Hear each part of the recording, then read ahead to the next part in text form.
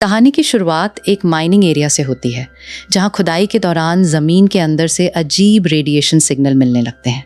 मजदूरों को लगता है कि उन्हें यूरेनियम की खदान मिली है, लेकिन गहराई में पहुंचते ही उन्हें एक विशाल गुफा दिखाई देती है। जांच के लिए मोनार्क संस्था के वैज्ञानिक डॉक्टर सेरेजावा और डॉक्टर विवियन वहां पहुंचते हैं। उन्हें एक प्राचीन विशाल जीव का कंकाल मिलता है, साथ ही 2 विशाल अंडे भी दिखाई देते हैं। उनमें से एक अंडा पहले ही फूट चुका होता है और उसके बाहर निकलने का रास्ता सीधे समुद्र तक जाता है, यानी उसमें मौजूद जीव काफी पहले निकल चुका है।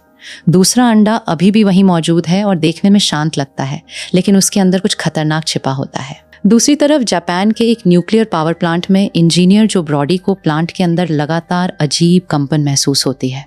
उसे यकीन होता है कि कुछ बहुत गलत होने वाला है, लेकिन उसकी चेतावनी को कोई गंभीरता से नहीं लेता।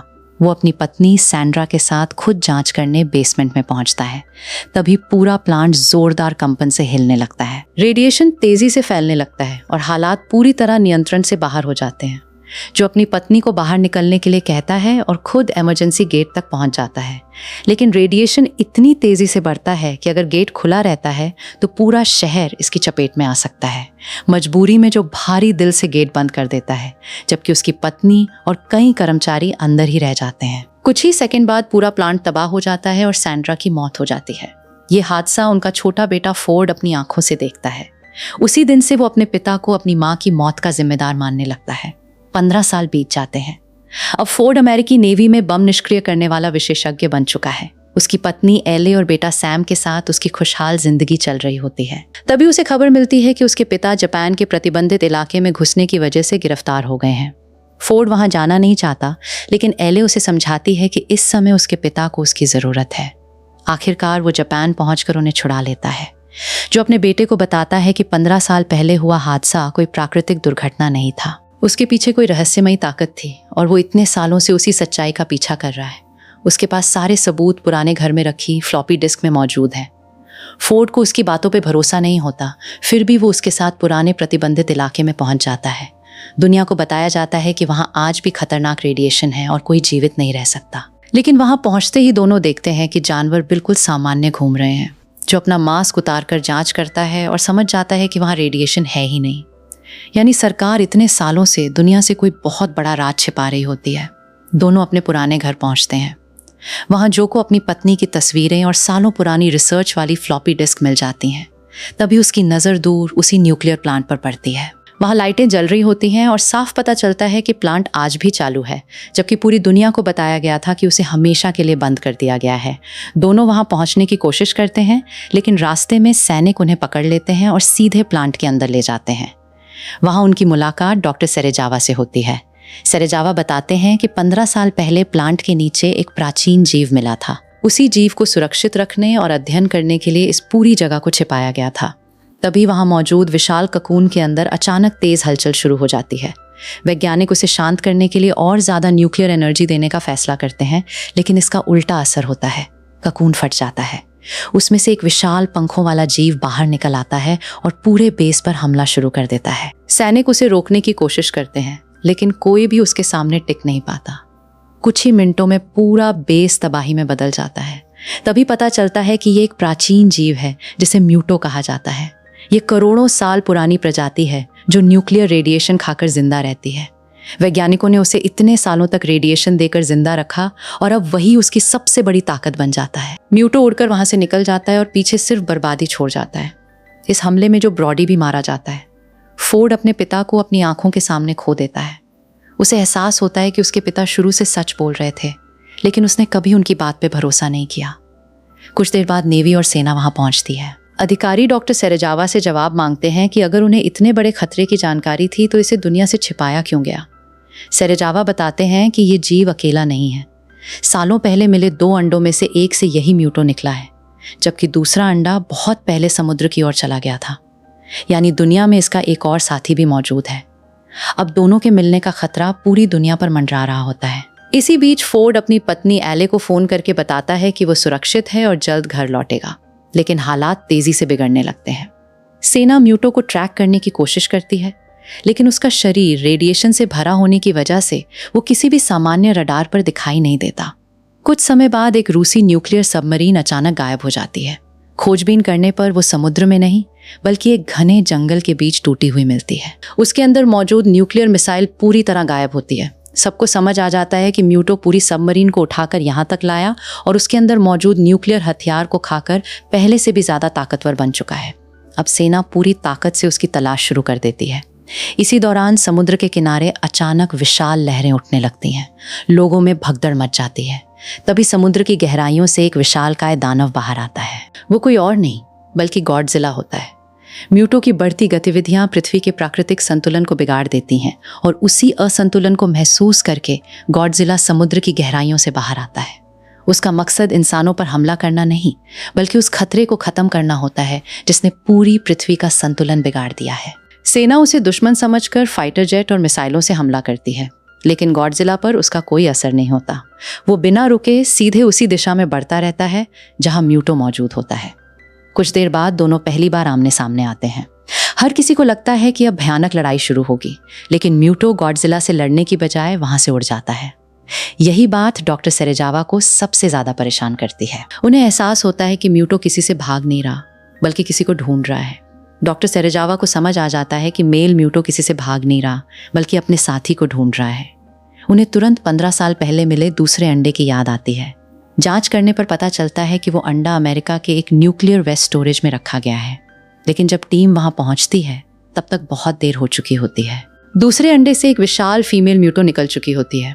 वो मेल म्यूटो से भी ज्यादा बड़ी और ताकतवर होती है। दोनों एक दूसरे के संपर्क में आ जाते हैं और अब उनका अगला लक्ष्य ज्यादा से ज्यादा न्यूक्लियर एनर्जी हासिल करना होता है। अब दुनिया के सामने एक नहीं बल्कि 3 विशाल जीव खड़े होते हैं, मेल म्यूटो, फीमेल म्यूटो और गॉडजिला। सेना फैसला करती है कि इन सभी को न्यूक्लियर मिसाइल से खत्म कर दिया जाए, लेकिन डॉक्टर सेरेजावा इसका विरोध करते हैं। उनका कहना होता है कि ये जीव न्यूक्लियर एनर्जी से और ताकतवर बनते हैं। अगर उन पर न्यूक्लियर हमला किया गया तो हालात और भी बदतर हो सकते हैं। इसी बीच फोर्ड भी मिशन छोड़कर घर जाने की बजाय सेना के साथ रहने का फैसला करता है। उसे एहसास हो जाता है कि अब उसके पास अपने पिता की अधूरी लड़ाई पूरी करने का मौका है। फोर्ड बम निष्क्रिय करने में विशेषज्ञ होता है, इसलिए उसे न्यूक्लियर मिसाइल ट्रांसपोर्ट करने वाली टीम में शामिल किया जाता है। तभी एक और चौंकाने वाली बात सामने आती है। म्यूटो अपने शरीर से ऐसी इलेक्ट्रोमैग्नेटिक पल्स छोड़ सकते हैं जिससे आधुनिक हथियार, रडार और इलेक्ट्रॉनिक सिस्टम अचानक बंद हो जाते हैं। इसी वजह से सेना के कई विमान और उपकरण बेकार हो जाते हैं। मजबूरी में सेना पुराने हथियारों का इस्तेमाल शुरू करती है जो इलेक्ट्रॉनिक्स पर निर्भर नहीं होते। न्यूक्लियर मिसाइल को ट्रेन के जरिए सुरक्षित जगह ले जाया जा रहा होता है, लेकिन रास्ते में फीमेल म्यूटो हमला कर देती है। वो पूरी ट्रेन को पटरी से उतार देती है और उसमें मौजूद न्यूक्लियर मिसाइल पर कब्जा कर लेती है। हमले में बड़ी संख्या में सैनिक मारे जाते हैं। फोर्ड भी घायल हो जाता है, लेकिन वो जिंदा बच जाता है। अब दोनों म्यूटो सीधे कैलिफोर्निया की तरफ बढ़ने लगते हैं। पूरा शहर खाली कराया जाने लगता है। लोग अपनी जान बचाने के लिए भागते हैं। एले भी अपने बेटे सैम को सुरक्षित जगह भेज देती है, जबकि खुद पीछे रह जाती है। इसी दौरान गॉडजिला भी शहर के पास पहुंच जाता है। रास्ते में एक स्कूल बस उसके सामने आ जाती है। सभी को लगता है कि अब बस खत्म हो जाएगी, लेकिन गॉडजिला बच्चों को बिल्कुल भी नुकसान नहीं पहुंचाता। वो बस को नजरअंदाज करके आगे बढ़ जाता है। इससे साफ हो जाता है कि उसका निशाना इंसान नहीं बल्कि म्यूटो है। दूसरी तरफ फीमेल म्यूटो शहर के बीचों बीच न्यूक्लियर मिसाइल रख देती है और उसी जगह सैकड़ों अंडे दे देती है। कुछ देर बाद मेल म्यूटो भी वहां पहुंच जाता है और दोनों मिलकर अपने घोंसले की रक्षा करने लगते हैं। सबसे बड़ी समस्या ये होती है कि मिसाइल का टाइमर चालू हो चुका होता है। अगर वो शहर के बीच फट गई तो करोड़ों लोगों की जान जा सकती है और पूरा इलाका रेडिएशन से बर्बाद हो जाएगा। एडमिरल तुरंत फैसला करता है कि किसी भी कीमत पर मिसाइल को शहर से दूर समुद्र तक पहुंचाना होगा। इस मिशन के लिए फोर्ड और उसकी टीम आगे आती है। उधर शहर के बीच गॉडजिला और दोनों म्यूटो आमने सामने आ जाते हैं। कुछ ही सेकंड में पूरी जगह युद्ध का मैदान बन जाती है। तीनों विशाल जीव एक दूसरे पर लगातार हमला करते हैं। हर टक्कर से इमारतें गिरने लगती हैं, सड़कें टूट जाती हैं और पूरा शहर हिलने लगता है। शुरुआत में दोनों म्यूटो मिलकर गॉडजिला पर भारी पड़ते हैं। मेल म्यूटो हवा से हमला करता है, जबकि फीमेल म्यूटो जमीन से लगातार वार करती है। कुछ समय के लिए ऐसा लगता है कि शायद गॉडजिला हार जाएगा। इसी बीच फोर्ड और उसकी टीम मिसाइल तक पहुंच जाती है। मिसाइल उठाने के दौरान फोर्ड की नज़र फीमेल म्यूटो के सैकड़ों अंडों पर पड़ती है। वो समझ जाता है कि अगर ये अंडे फूट गए तो पूरी दुनिया में अनगिनत म्यूटो फैल जाएंगे। वो बिना समय गंवाए पास खड़े ऑयल टैंकर में धमाका कर देता है। पूरा इलाका आग की लपटों में घिर जाता है और सभी अंडे जलकर खत्म हो जाते हैं। अपने बच्चों को मरता देखकर फीमेल म्यूटो बुरी तरह गुस्से में आ जाती है। वो गॉडजिला को छोड़कर सीधे फोर्ड की तरफ दौड़ पड़ती है। यही मौका देखकर गॉडजिला पूरी ताकत से मेल म्यूटो पर हमला करता है। वो अपनी विशाल पूंछ से उसे दूर फेंक देता है और फिर एक जबरदस्त वार में मेल म्यूटो को हमेशा के लिए खत्म कर देता है। लेकिन लड़ाई अभी खत्म नहीं होती। फीमेल म्यूटो फोर्ड और उसकी टीम पर हमला कर देती है। सैनिक एक एक करके मारे जाते हैं। मिसाइल का टाइमर लगातार खत्म होता जा रहा होता है। फोर्ड किसी तरह मिसाइल को बोट पे रखता है और उसे शहर से दूर समुद्र की तरफ ले जाने लगता है। आखिरी पल में वो खुद पानी में कूदकर अपनी जान बचा लेता है। उधर गॉडजिला और फीमेल म्यूटो के बीच आखिरी मुकाबला शुरू हो जाता है। इस बार गॉडजिला पूरी ताकत लगा देता है। वो फीमेल म्यूटो को अपनी मजबूत पकड़ में जकड़ लेता है और फिर अपनी सबसे खतरनाक शक्ति एटॉमिक ब्रीथ सीधे उसके मुंह के अंदर छोड़ देता है। कुछ ही सेकंड में फीमेल म्यूटो का सिर उसके शरीर से अलग हो जाता है और उसका अंत हो जाता है। उसी समय समुद्र के बीच पहुंची बोट में मौजूद न्यूक्लियर मिसाइल फट जाती है। धमाका शहर से बहुत दूर होने की वजह से कैलिफोर्निया पूरी तरह बच जाता है।